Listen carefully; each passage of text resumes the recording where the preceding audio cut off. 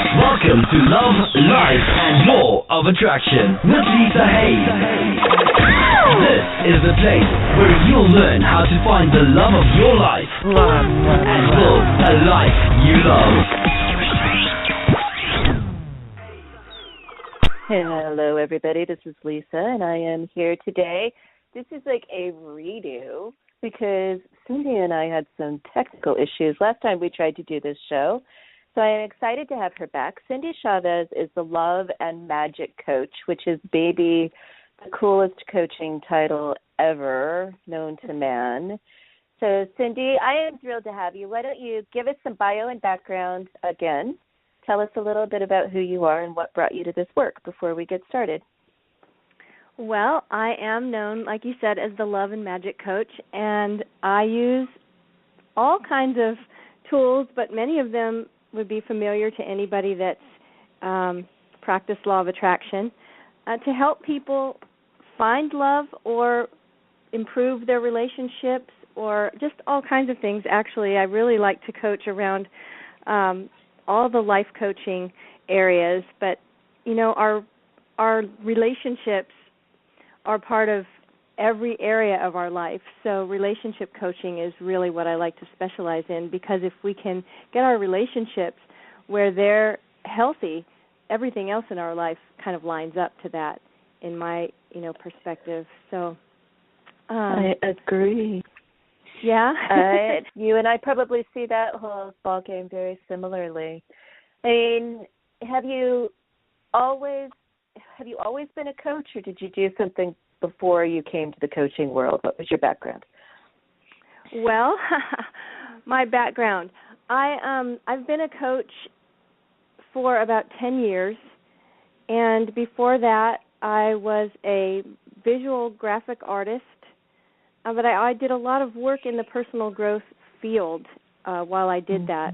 So I always had sort of an interest in communication and conflict resolution and relationship, even before I was a coach.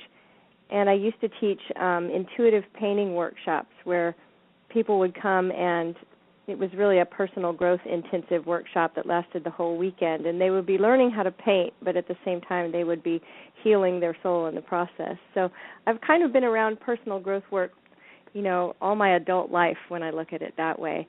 And then I found coaching, and I just love it, and it's very powerful work. So I'm very happy to be doing what I do. Very cool.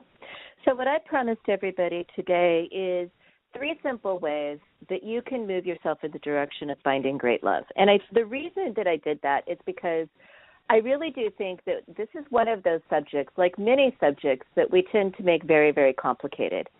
But, I mean, you nailed it when you said if you can master relationships, you can master pretty much anything, because when you're dealing with another or others, plural, I mean, that's even more energy to play with, more variables to play with, and I really do think that this is a subject that we complicate. So I'm looking for 3 simple, shortcut ways to finding love. What you got for it? Well, the first thing that I would say, and this is not just for finding love, but for finding anything that you're wanting to find, and that is the concept of what I call radical responsibility. So it is very simple. It's not always easy because we have certain patterns and habits that are ingrained in us over time, but the concept is to just take responsibility for every experience that you have. So I can't be responsible for the way someone else behaves, but I can be responsible for my response to it or my reaction to it and how I experience it. So when we decide that we're going to take radical responsibility for our love life or for our relationships, that's just us stepping up to say, okay, I'm going to take responsibility for this. I want to find a great love, and it's on me to do that. And what happens at that point is we're no longer allowed to play the victim role, which says things like there's no good men out there, or where are all the available women, or whatever, you hear people say. because it's not on the whole experience out there of someone to be there for you. It's for you to step up and say, okay, I'm going to do this. I'm going to create a great love in my life. I'm going to take the responsibility for doing that. Which sounds, like you said, it's simple but not always easy. I think that there's no other way. Well, I mean, I don't know. Is there no other way around that? I mean, can people attract great love when they're not taking responsibility? I think possibly they can attract it, but they can't maintain it. What do you think? Well, I certainly think we attract all kinds of things without consciously taking responsibility. But what we're talking about right now is someone who has decided that this is what they want. If they're coming to the call saying, okay, what do I need to do? Like, yes, I want to leverage the law of attraction and find love. To me, the first step in law of attraction is always taking responsibility and saying, okay, I'm not going to be the bystander that's sitting back and hoping and wishing and praying that something happens to me, but I'm going to play a conscious part in this. And the biggest conscious part I believe we can play is just to take responsibility for whatever we are experiencing. I agree. I totally agree. I think it comes into, and I think we started to talk about this the last time we were together, and that is, part of that responsibility is recognizing where you are, and, if you're still healing from a relationship that's broken or that went badly, then that's where you are, and that's probably the first step. So we take responsibility by not being the victim. And I can raise my hand here because I was in an abusive relationship for a long time. And it wasn't physically abusive, it was emotionally abusive. And at the moment that I really recognized what was going on, that was at the point where I had to take responsibility and say, you know what, I'm not going to be a victim. I'm not going to be putting the blame for my unhappy relationship everywhere else. I'm going to take responsibility and either get out of it or do something about it, but change something in my life to where I can have a relationship that I'm happy with. And so, well, I want to touch on that, but I don't want to derail us, but I think that's an important thing you just said, is that sometimes taking responsibility means that you do get out of it. Because I think deliberate creators, like people who like to play with the magic of their thoughts, will try and find all kinds of ways to change their thoughts about a bad situation, which is a good first step. But if you can't change your thoughts, if you can't do that, or if you think you have and your situation hasn't shifted, someone else is still involved, you are still ultimately responsible for picking up and getting out. I just have to say that. That's the little twisty part too of relationship, is that as conscious creators, we do create our experience, or we take responsibility for whatever experience we're having, and yet in relationship there's someone else involved too. And we can't always, we can't always have complete control over how someone else, and we really don't have any control over how someone else is behaving, but we do have control over how we allow ourselves to be treated and what we tolerate. And anytime I have, the experience of tolerating something, I know that I'm giving my power away somewhere. And so that comes back to radical responsibility again, and saying, I'm not going to stay if this is what this relationship is going to be like. And so, absolutely, sometimes we have to walk away if a shift is not happening and we're not willing to stay. Here's the question that I often say to someone, and it's built on this premise that, you have three choices in relationship. You can stay and be happy, you can stay and be miserable, or you can leave. Your choice. But that's it. Those are the three choices. So the question is, if I could look into a crystal ball that was always 100% right, and I could tell you that your relationship, that the way it is the way it is, how willing would you be to stay? It gives you a good litmus test on where you're at. So look at it that way. I agree. So how do you know if you haven't healed? Because I think a lot of times, and I'll raise my hand on this one actually, I mean, there were times in my life where I thought I had healed it. I mean, I don't know what made me think that in hindsight, because I hadn't actually made any effort to do so. But, I mean, I think it's really easy to to delude yourself into thinking, yeah, I'm good. Yeah, that happened, but I'm over it. Let's move on. Like, how do you know if you still need to do healing work? Well, I think that anytime a situation or the memory of a situation still holds a strong emotional charge, that we haven't really healed it yet. It doesn't mean that we won't look at a situation and still feel sad or still get triggered sometimes, but it's that state where the wounds are still raw. And healing takes time, and I feel like a lot of times people try to rush this part, and they get into a relationship immediately after a bad breakup or any breakup. And because this new relationship is creating all the same feel-good brain chemicals, they think that they're ready. And yet there's a thing that happens in relationship, and this really happens whether you're healed up or not. It just happens with people in general, and that is we often have a really strong need to be, or I should say, I'm going to say we have a fear of being alone or of being abandoned or of being lonely or of being disconnected. But we also have the fear of being too open and being too vulnerable and being too known and being too connected. And when we have both of those things going on at once, it causes sort of a push and pull dynamic in a relationship where people get too clingy and then push away, and then get too clingy and push away. And that dynamic, whenever I really had an aha moment about this just the other day. I was thinking about that very thing, and it hit me that we do that in a lot of areas in our life. For instance, being afraid of failure but afraid of success, or afraid of lack and poverty but afraid of great wealth and abundance. And what happens when we have those fears of both ends of the spectrum, we get stuck in the middle. And so a lot of times when we're coming out of a relationship, we've had our heart broken, we haven't really given ourselves time to heal it, that dynamic will be really strong.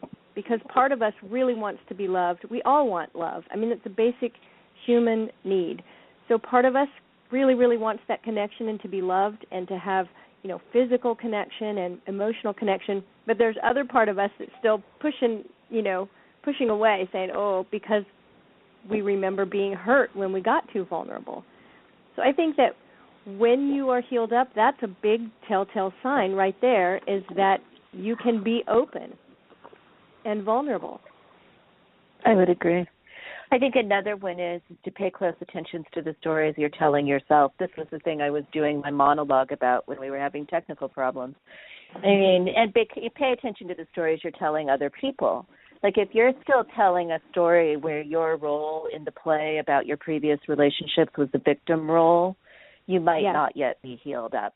Like if you're carrying any of that victim energy, and that victim energy comes out in what we say to ourselves and other people. It's really hard to hide. So if you're still talking about your dirtbag ex and how he treated you, you might not be as healed as you think you are. Absolutely. And, what happens, too, is that, unfortunately, many times the people that love us, that are around us and hate to see us hurting and see us with a broken heart, it's very easy to get caught up in the conversation with them where they're calling the ex a dirtbag, right, because they want to make you feel better. And so it does us a lot of good to, like you said, to change our story. And one of the things that we have to remember, people that work with me or read, stuff I write or coach with me are very familiar with me saying the universe is always supporting you. But I always want to make sure and explain what I mean by that, because the universe, in my experience, is neutral. And the universe, I've had people say, well, I don't feel like the universe is supporting me. Well, the universe is supporting whatever story you're telling. So when you're telling the story that all men are jerks, then that's the experience you're going to have. And the guy standing in front of you in the checkout line is going to be a jerk, and the guy in the car next to you is going to be a jerk. And you're going to attract that because why? Because that's the story that you're telling. and the universe is going to support that. So when you get in a situation where all the people you're hanging out with are helping you tell that story will gain a lot of momentum. So it's really powerful to be conscious of our words and to allow our language. You know, there's 4 things that create our state: our language, our body language, our physiology, our beliefs, and our focus. And the easiest one of those to change is our language. Right. And just becoming aware of how habitual it is. But you're right. That's telling that story over and over. It just sort of cements it in those neural connections in our brain, and we tell it automatically, and that's going to start creating, you know, even more of what we don't want. And I think awareness is key, because oftentimes we're not aware of how intensely we're telling those stories. I mean, so if you need to do some healing, if you determine that you do, what are the ways you would go about starting and doing a healing process? I think that the most important thing when we're healing is to, number one, be really gentle with ourselves and not beat ourselves up for, you know, the failed relationship, or for, you know, why is it taking so long for me to find someone, or, you know, the numerous things that people will beat themselves up over. But to be gentle with ourselves and to, before we find our soulmate, to find ourselves. And I mean that in a really practical way. When people have been in especially a long-term relationship, or maybe a marriage with children that's, you know, lasted any length of time, our lives get really focused on everything else going on in our life, and sometimes we lose track of who we really are and what turns us on and what we're passionate about, really down to the things that we enjoy, hobbies, you know, things we like to do. And I think that finding those things is a really big key to healing. I think taking good care of our body, you know, I've talked to people that haven't had a checkup for years, just really practical things, like taking one step to do something that we know is healthy for our physical body, or finding a hobby that we love, giving ourselves time and space, maybe doing a little research to develop a new spiritual practice if that's something that, you know, we long for, but really just getting to know ourselves and getting to do what we want to do, what makes us happy, what feels good to us. It's really about just find a way to have some fun, because that's the thing that heals us, is joy.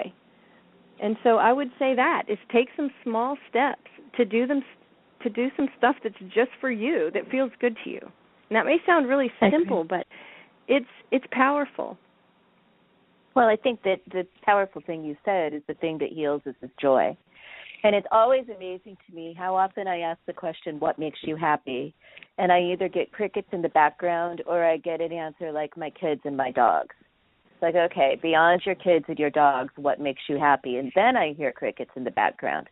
I mean, that's not a trick question. And when you're healing, that question that's your key out of suffering, because heartbreak is the answer, or joy is the solution to heartbreak. I totally agree. Yeah, totally I often will say to people, everything you want is on the other side of your broken heart. And I say that because a broken heart takes up so much energy. It is a total energy drain. And, you know, I also believe that our deepest wound is directly connected to our life purpose. So, you know, it's not a totally terrible thing that we have wounds, that we have broken hearts, because they give us clues to the treasure that we came here with. And so that's important too. But yeah, I mean, how many people really lose their focus on what makes them happy? We all do it at one time or another. And so that's the key, I think, is to take responsibility and heal yourself up, do what you need to do to really start to feel healthy emotionally.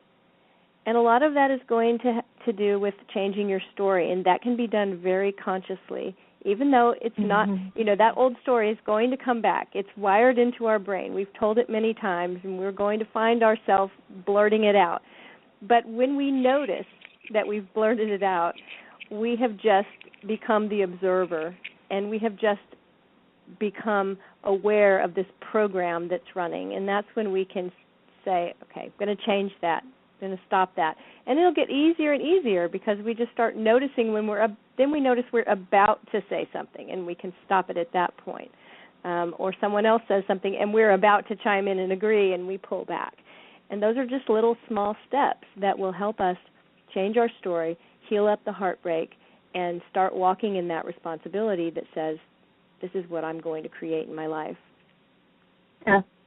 I think that heartbreak forces us to get very present with what does make us happy. And that's why everything we want is on the other side of heartbreak.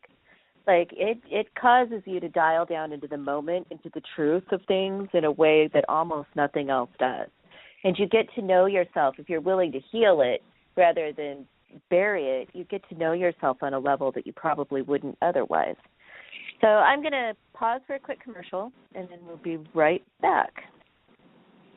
There is no choice in life that will have more impact on your happiness than who you choose to share it with. Everyone wants to find that one big love. However, most people are looking for that love kind of like they would play the lottery. Finding great love is not a game of chance. Score Your Soulmate by Lisa M. Hayes is a by-the-numbers guide to finding the love of your life and creating a life you love. Score Your Soulmate is a step-by-step soulmate finding formula that anyone can follow. What you will get along the way is a swoon-worthy life you'll want to share with that perfect someone. You can find Score Your Soulmate on Amazon or your local bookstore. Get your copy and start your journey to happily ever after today. Okay, so step number 1 would be radical responsibility. Step number 2 would be healing past wounds. What's number 3? I want to touch on something really quick that you said right before the break, and that was talking about, you said if you're willing to heal it.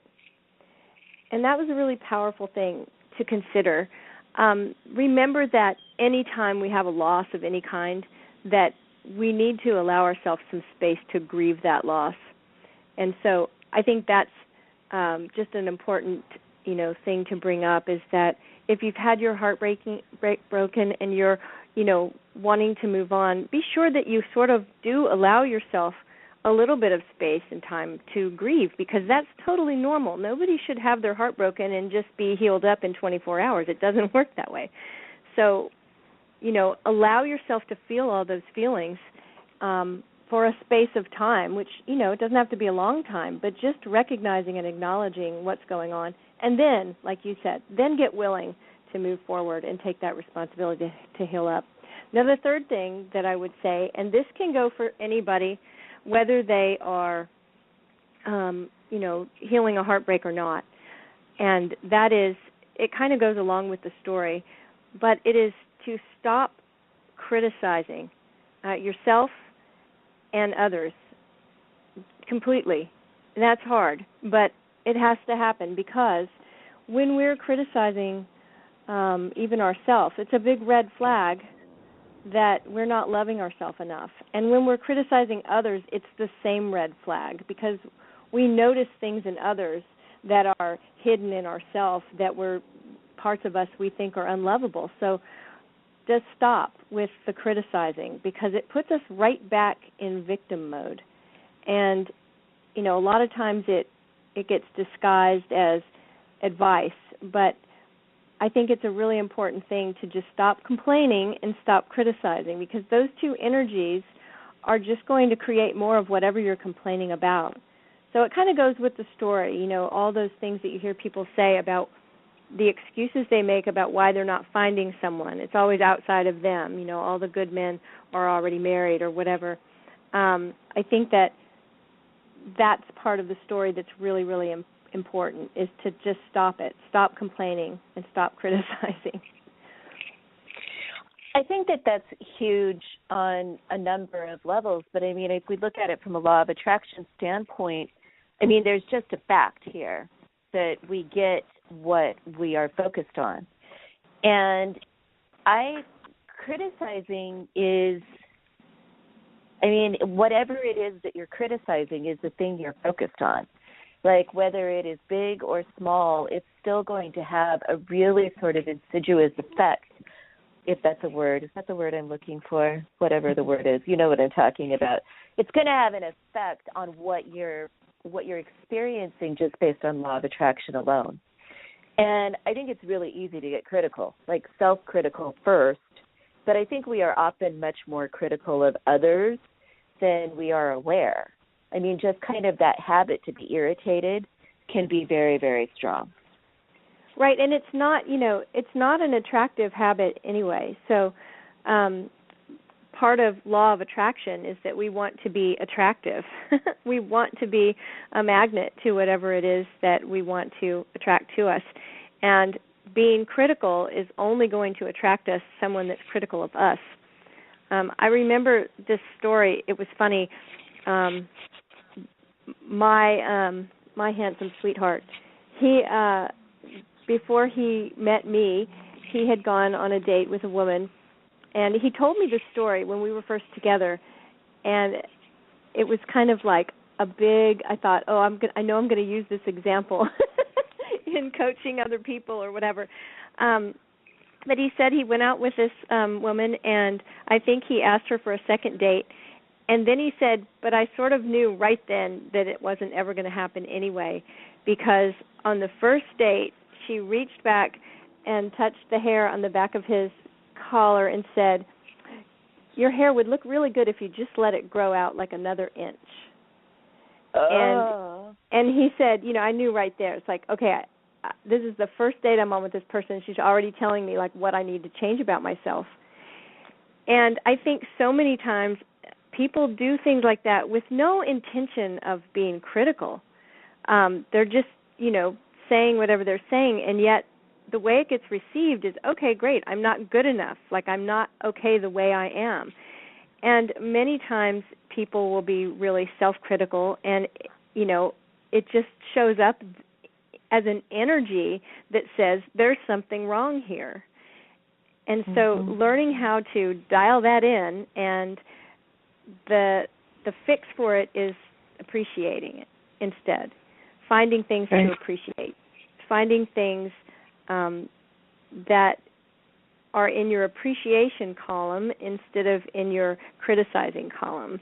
And that goes back to what you mentioned, a little while ago about awareness being the key.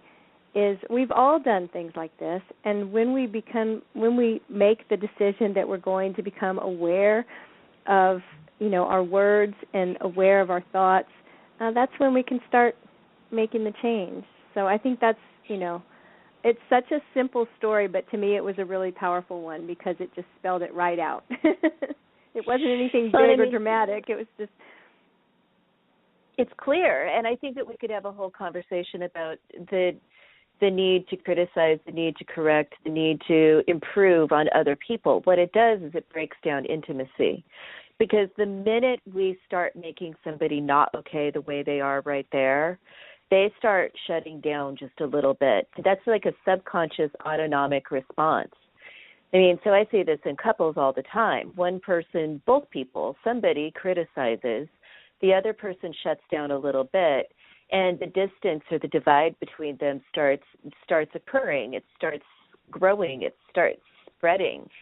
Like, appreciation is the antidote to almost everything in life, probably, but particularly in relationships. And it's so easy once you get momentum flowing. Like, when you talk to somebody who's in a relationship that's difficult of any kind, I mean, I would say a romantic relationship to a work relationship, and you tell them appreciation is going to change the landscape here, and they're like, there's nothing to appreciate. Like, I get how that feels. But once you get appreciation rolling and flowing, momentum is at your back, and it gets so much easier to flow appreciation than you think it's going to be.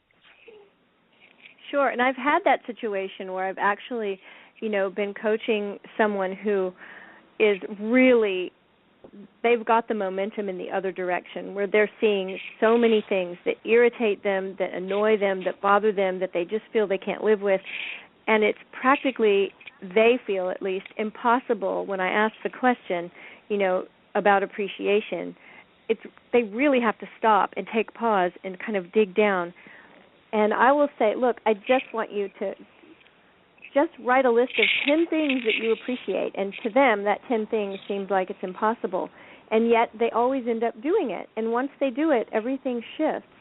So here's the thing that I think is so important here, though, is that talking about a great love, we want to find someone who loves us and accepts us exactly the way we are.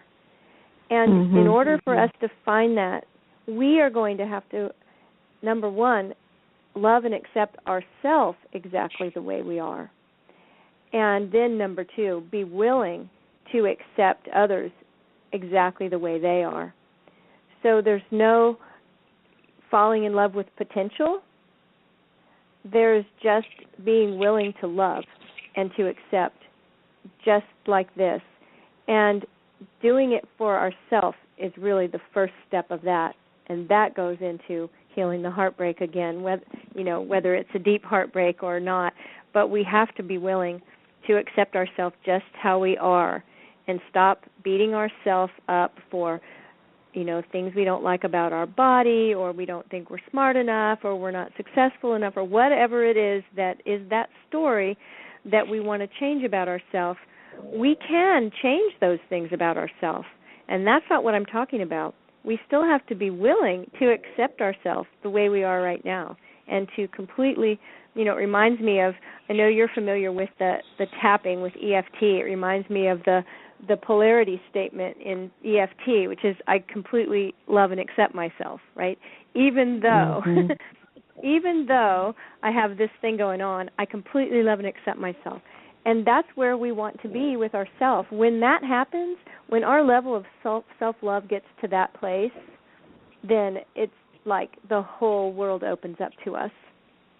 And we will be able then to attract those people that have a healthy, love of their own self and can accept us just the way we are. And that's a great love when you find that.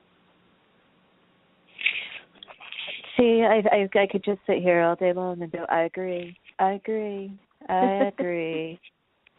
mean, these are simple steps, but I think that you nailed it earlier and I repeated it. I mean, simple doesn't always make easy.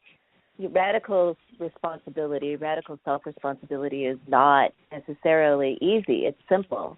Healing a broken heart is simple. It's not necessarily easy. Being willing to embrace gratitude and appreciation over criticism, that's simple but not easy. However, it's all doable. And I think all of these things really are required for finding great love. And I think your statement that great love is about total acceptance is incredibly profound and often overlooked. I mean, my grandmother used to say you can't take potential to the bank. And that is so true. It's like if I can't love this person the way they are right now, then I'm not really loving them. I mean, Una philosophy says to love is to be happy with. And that starts with yourself. I mean, Frank Butterfield said a couple of weeks ago on the show, there's only one relationship, which is the relationship I have with me, and everything is a reflection of that. And I think it's really true. Absolutely. I totally believe that. I often talk about the magic mirror. The entire universe is just a mirror for our relationship with ourselves. And so that's where it has to start. It has to start there. And you're right about, simple. And here's the thing, is that the thing I like to remind myself, my clients, is that the biggest shifts come with small, consistent action. And so it doesn't have to be big moves. These sound like really big things, but they are the everyday small things that we make. They are the tiny choices that we make every day to heal ourselves, to love ourselves, to be responsible for the way we react or respond to something. Those happen moment by moment. And there's always a second chance with those things, right? When we catch ourselves, I wish I wouldn't have responded that way. Well, there'll be another chance, believe me. So it's just the day-by-day, everyday things that are small. They're small moves, and we become more and more consistent with them as we make a habit of doing them. Agreed. You've got sirens in the background. I've got Universe sirens. agrees, too. My office is on a busy corner, so yeah. Love right. that. Yeah. Well, tell us really quickly how people can get in touch with you and connect with you and your work. Well, people can find me on the interwebs. My website is cindiechavez.com, and it's CindieChavez. And that's probably the best way to get in touch with me is through my website or through Facebook, same name, CindieChavez, Cindie Chavez. And I'm on Facebook. I have a little private group that I run on Facebook and a business page there that you can find lots of good free stuff for you at my website. So would be happy and honored for you to drop by. And who wouldn't want to connect with the Love and Magic Coach? And if you want to find me online, it's always easy. It's LisaMHayes.com. So, Cindie, thank you for being here today. We made it all the way through. No technical problems. So thank you for your time, and thank you, everyone, for listening. Thank you, Lisa. What if nothing had to change for you to love the body you have right now? Everyone says you need to love yourself, but if you don't know how, self-love feels like a sugary sentiment that doesn't really mean anything. Body Love Boot Camp will teach you the mechanics of self-love. You will learn to treat yourself and your body like you are worthy of love, not later, but now. Loving your body now doesn't mean you've given up on change. It means you're treating your body with the kind of respect that change is made from. So, if you're ready to get off that diet roller coaster thrill ride once and for all, check out Body Love Boot Camp today. www.bodylovebootcamp.com. The body of your dreams just might be the one you have today. www.bodylovebootcamp.com. Thanks for listening to Love, Life, and Law of Attraction. Tune in next week to learn more about how to find the love of your life and build a life you love.